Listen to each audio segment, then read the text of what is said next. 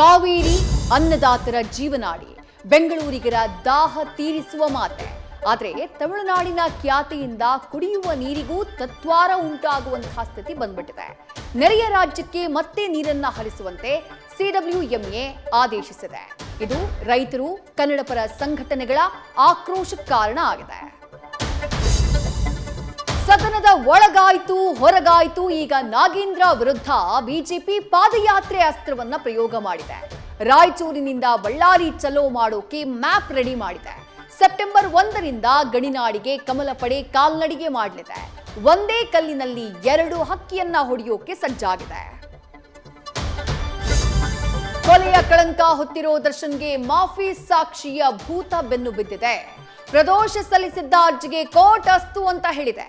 ಆರೋಪಿಗೆ ಗೊತ್ತಿರುವ ಎಲ್ಲ ಮಾಹಿತಿಯನ್ನ ಹೇಳಬೇಕು ಅಂತ ನ್ಯಾಯಾಲಯ ಷರತ್ತು ವಿಧಿಸಿದೆ. 10ನೇ ಆರೋಪಿ ವಿನಯ್ ಕೂಡ ಮಾಫಿ ಸಾಕ್ಷಿಯಾಗೋಕೆ ಅರ್ಜಿ ಸಲ್ಲಿಸಿದ್ದಾನೆ. ಕೌಟುಂಬಿಕ ಕಲಹಕ್ಕೆ ಬೇಸತ್ತು ಮಹಿಳೆಯೊಬ್ಬರು ತನ್ನ 3 ಮಕ್ಕಳೊಂದಿಗೆ ಆತ್ಮಹತ್ಯೆ ಯತ್ನಿಸಿಬಿಟ್ಟಿದ್ದಾರೆ. ಶಿವಮೊಗ್ಗದಲ್ಲಿ ನದಿಗೆ ಹಾರಿದ್ದಂತಹ ತಾಯಿ ಹಾಗೆ 1 ಕಂದಮ್ಮನನ್ನ ಸ್ಥಳೀಯರು ರಕ್ಷಿಸಿದ್ದು, 2 ಮಕ್ಕಳು ನೀರು ಪಾಲಾಗಿದ್ದಾರೆ. ಮತ್ತೊಂದು ಕಡೆ ಹಿಟ್ ಅಂಡ್ ರನ್ಗೆ ಅಮಾಯಕ ಯುವತಿ ಜೀವ ಕಳ್ಕೊಂಡಿದ್ದಾಳೆ. Daddy is home. ನಾಳೆಯಿಂದ ವಿಶ್ವಾದ್ಯಂತ ಟಾಕ್ಸಿಕ್ ಅಬ್ಬರ ಶುರುವಾಗಲಿದೆ. It's over when I say it's over ಅಂತ ರಾಯ ಆರ್ಭಟ ಕೇಳಲಿದೆ.